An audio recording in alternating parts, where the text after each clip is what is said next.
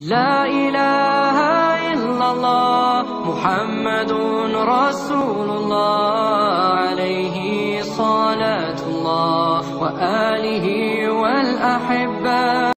Quran surah ke-51 ayat 24 kita contohkan pakai Quran. Posisi paling kanan sebelah bawah. Nabi Ibrahim alaihissalam, beliau diuji oleh Allah, berumah tangga, menikah dengan Sayyidah Sarah, perempuan yang sangat cantik, luar biasa. Di balik itu Allah berikan ujian, belum memiliki keturunan. Sampai dengan beliau sepuh, divonis secara medis, monofos, ya, dan sudah juga tidak mungkin punya keturunan, disebut akir, mandul, secara medis mustahil. Apa yang terjadi? Saya ingin lukiskan satu amalan yang jarang orang kerjakan, hampir orang tinggalkan amalan itu, tapi beliau kerjakan. Lalu Allah berikan pahalanya tidak hanya di akhirat, tapi di dunia Allah berikan anugerah yang begitu besar. Baik, tiba-tiba kedatanganlah tamu di malam hari. Bukan satu dua orang, cukup banyak. Hal ataka hadithu dhaifi Ibrahim al-mukrami? Pernahkah Anda dengar kisah Nabi Ibrahim yang kedatangan tamu malam-malam? Masya Allah. Idh dakhalu alaihi faqalu salama.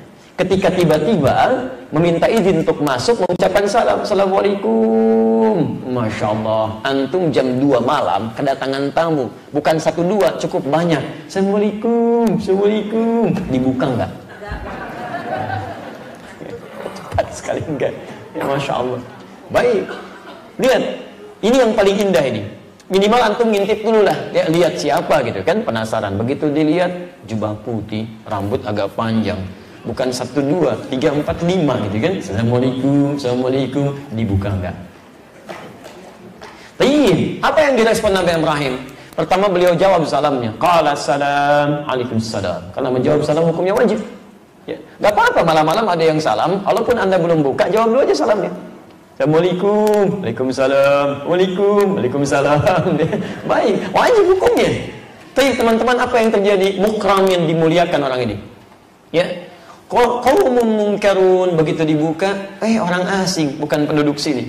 Kalau orang asing, berarti orangnya ini dari jauh, datang menempuh perjalanan, lelah luar biasa. Beliau simpulkan, jangan banyak ditanya.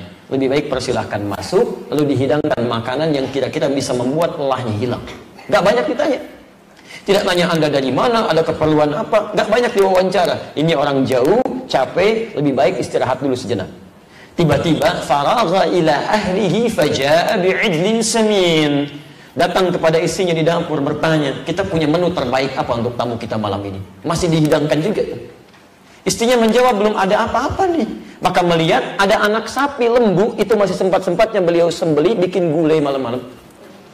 Bisa bayangkan, bikin gulai untuk tamunya, ikramud duyuf, memuliakan tamu, Masya Allah. Padahal gak dikenal itu siapa orang-orang ini. Hanya untuk sekedar memberikan kenyamanan kepada mereka, melepaskan lelahnya. Apa yang terjadi?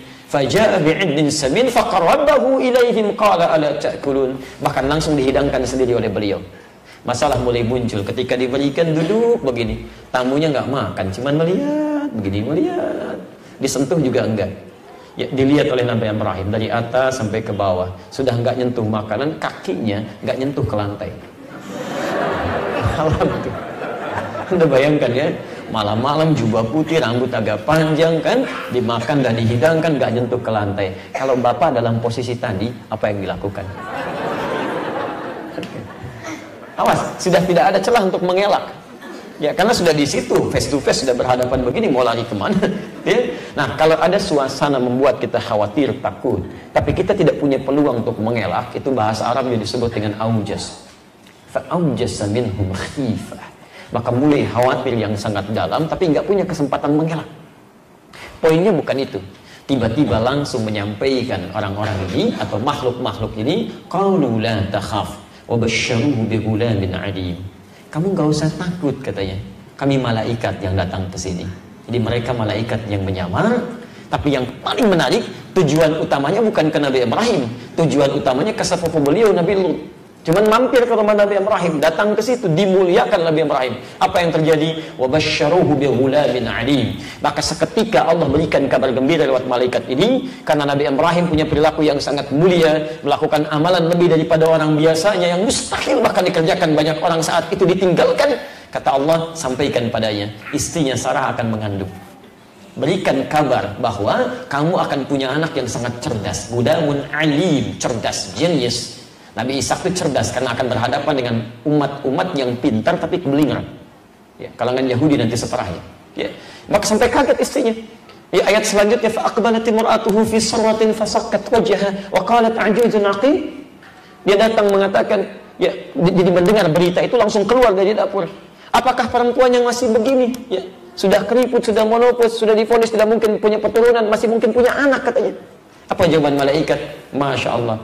Kadzalika qala rabbuk innahu wal hakimul alim.